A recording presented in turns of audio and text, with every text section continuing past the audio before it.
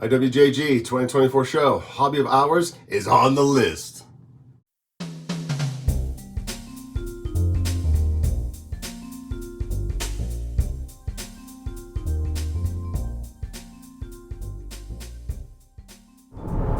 Random thought as I'm driving around. Foo Fighters, Dave Grohl. Talk about rising from the ashes of tragedy. Completely giving us another awesome band after Nirvana.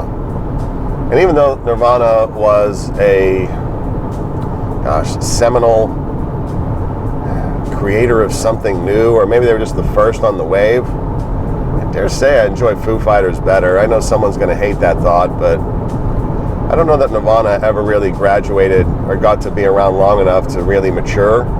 And I don't mean immature, I mean, like, you know how wine gets better with age? But do Foo Fighters play any Nirvana songs in their concerts? I've never been to one. I guess I could probably Google that. As far as band names go, Foo Fighters is a pretty cool band name. I think it has to do with UFO hunting, the Fighters of Foo. So much UFO stuff going on. So D, why are you so amped up today? You haven't had one lick of coffee. I haven't even smelled coffee this morning. I just found out as of yesterday that Hobby of Hours LLC has been officially entered into and membership granted to IWJG, International Watch and Jewelry Guild. And I am over the moon about it. Chuffed to bits even, as TGV would say, because that means I've been knocking on their door for 2 years. But in order to become a member, you have to have business relationships in the industry who will vouch for you. It's not quite like Donnie Brasco vouching, but it's near enough. And I finally have established myself with enough other businesses, members of the guild, and other businesses as well, pretty much my trusted supplier network, where they felt comfortable vouching for me, and IWJG accepted me. Now, what does that mean for the channel? It's a good question. I'm not looking to be a watch dealer per se. It's not my thing. I enjoy doing it. But to be fair, I enjoy buying watches more than I enjoy selling them. And I do have to thin the herd, because as Kurt has surmised, I got one too many horses in the stable. I went through a couple years of grief buying when I lost my mom, I reckon. And as long as you buy well, it's not a problem. And I buy well. I'm a buyer in my day-to-day life, so I negotiate things, other industries. But I am looking to utilize the membership to assist me in my personal buying. And yeah, I'm probably going to sell onesie-twosies here and there, but it's not going to be hobbyofhourswatchsales.com. Although there are some watches for sale at hobbyofhours.com, it's going to be fairly minimal and yada, yada, yada. And to be fair, the last time I was at IWJG, the pricing wasn't great, dealer to dealer, and some of the dealers were mean to me, which I definitely did not appreciate. But it's kind of like swimming with sharks, in that these dealers are so razor sharp, knowing their industry. And I think they could smell noob. I put on too much newbie cologne that morning because I'm excited. I mean, some of them are pretty grumbly and grumpy, but I'm excited. I'm ecstatic to be joining it, and I might, buy for personal use out of there if I can find. It's like a larger market for me to dip my toe into for my collecting. And even though I need to thin the herd and sell, this is not going to become a watch dealer channel. It's not my bag. Plus, I have a general distaste, or I don't know, that seems strong, or distrust of watch YouTubers who are reviewing stuff they're selling. Now, that doesn't make a lot of sense, because you're never going to give a true review of something. And I myself am guilty of putting stuff I have for sale onto the channel, but it's not really a review so much as it is a reveal, as opposed to, hey, this watch is so fabulous, here's why you have to buy it. And oh wait, guess what? I got 300 of them in my basement. That's never going to be me. I don't agree with that process. And I think that's a shared sentiment for most. But I am going to Vegas baby, for my first IWJG appearance. The revelation. I don't know if they offer press pass type stuff, because, well, Roman Scharf, Luxury Bazaar, he shoots footage when he's at their shows. I mean, obviously, he's in a different league. He's a heavy cat, and it's just me. But they must be open to some permissibility of videography. So I'm going to see if I can use my charm to shoot some footage in there, because it's fun. You know, additional content gives you a different look to it than some of the other YouTubers who film it from their perspective. I'm not new to watch buying and selling. I've been doing that, you know, I'm not a flipper, but I buy, I enjoy, I sell, and yes, make a little money on the side through it, which is fun. It's fun for me, but I'm not operating in the heavy sectors. Like, I don't buy and sell Rolex. It's pretty much 3K and under, 5K and under watches is where I operate, and it's also where I collect. There are no Pateks in my near future anyways. It's not because I don't enjoy them, not because I don't desire them. The prospect of spending more than a car on a watch I'm not there yet. I mean, my interest in watches became reinvigorated around 2016. I loved them as a kid, but it was department stores back then. And I decided I wanted a watch that was like a Submariner. And that's when I found Christopher Ward. And at the time, their pre-owned Mark I logos were going for $400. And I thought, I remember sitting on my couch looking at my iPad thinking, oh, I would never spend that much on a watch. Oh, the halcyon days of my youth. So I guess what happens is, as you grow as a collector, you start ratcheting up those watch tiers. And even though I earnestly am trying to get a Rolex GMT Sprite, that's a lot of coin. And I think my highest end piece is probably my Explorer. It's just, my level of comfort with that spend is just not there yet. I think the irony is, if I won the lottery, yeah, I'd probably go ballistic on a couple pieces, but I love my Omega Seamasters to death. Love them. And I'm always going to love my Porsche design, my Tutima, and those. I'm not going to immediately just start peeling off Crispies for one Vacheron, Patek, or AP after the other. I'll probably get a few. But the other thing the IWJG membership offers is there's, I think, 6 newsletters per year,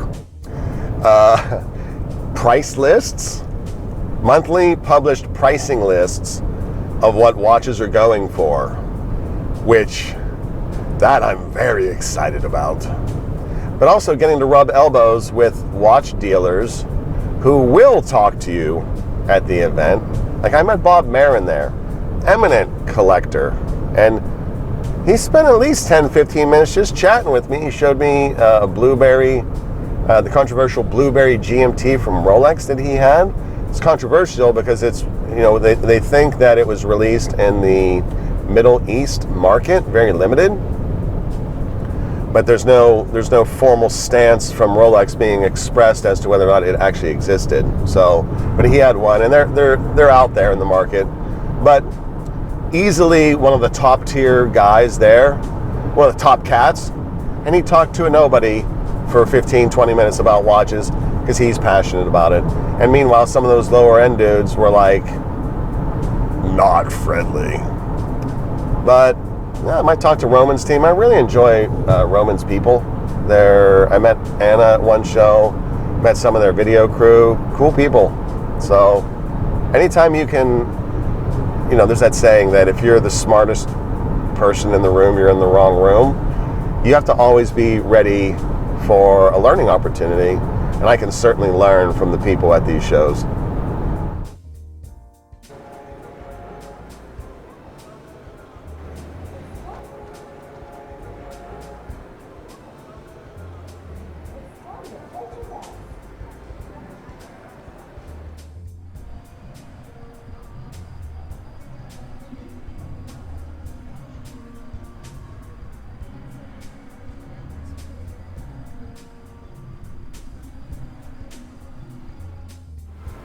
What is going on? Hobby of Hours is on the scene in Las Vegas. IWJG, going legit. Gonna get up in here, do some shooting, have some fun, do some watch yapping. And I'm bringing you along on the ride. You heard it right. This is my first episode, or my first show as an official bona fide member.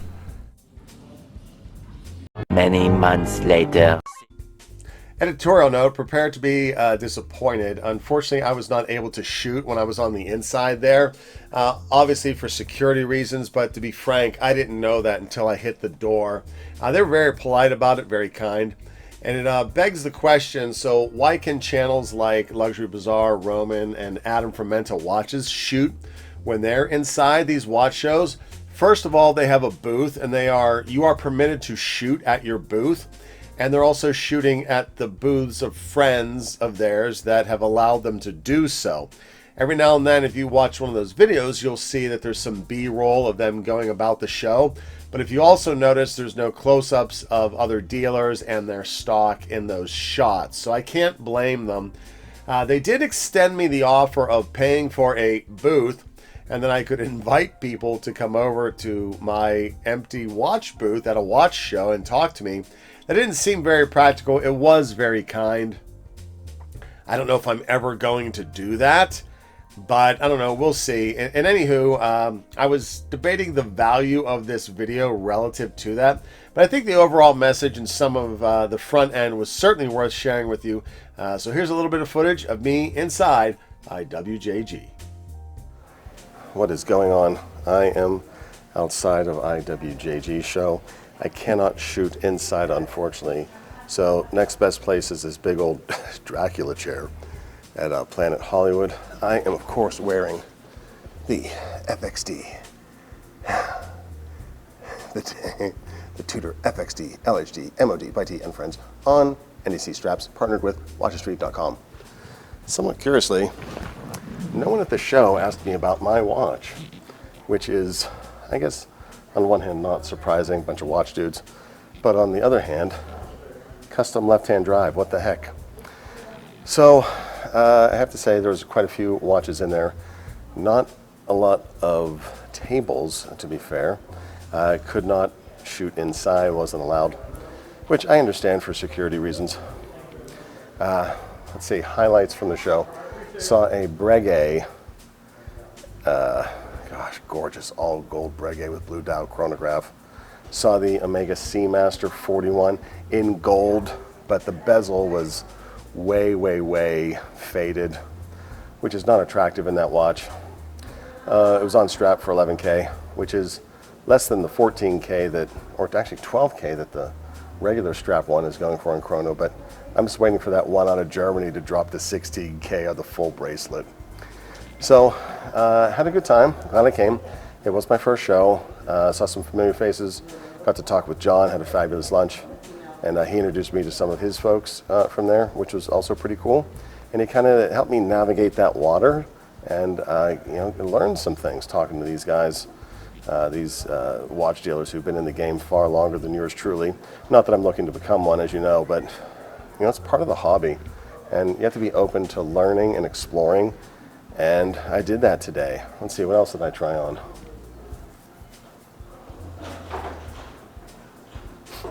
Let's see, what's the name of that place?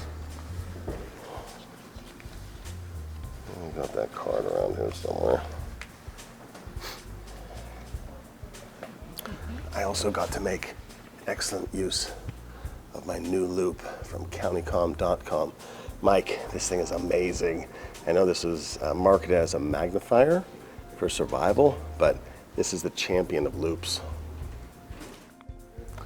Formally speaking, I was hunting the Rolex Submariner 14060M from 1999.5, meaning the second half of 99. I didn't find one, somewhat strangely, although I did see some of the Explorer 39s, some of the older ones at some pretty fair prices, but I got to be disciplined right now. I don't need another Explorer. I own the new 36. It is the pinnacle of the Explorer line, even though it does wear a touch small on me. I guess the other funny thing about being at one of these shows is you go through the room once, you think you saw everything, you didn't. So going through a couple times makes sense, and I don't know, I'm gonna have to sleep on a couple things. I don't know if I'm gonna come back for the other day to pull the trigger on something, because right now I'm cash only, and I don't walk around with a grip of Crispies waiting to buy something. But all in all, I want to give a shout out and a thanks to Joe, Christina, JJ, and Mandy for hooking up the Hobby of Hours LLC crew, me, with my membership. And look out for a bunch of more content, because you know what? I'm in the club.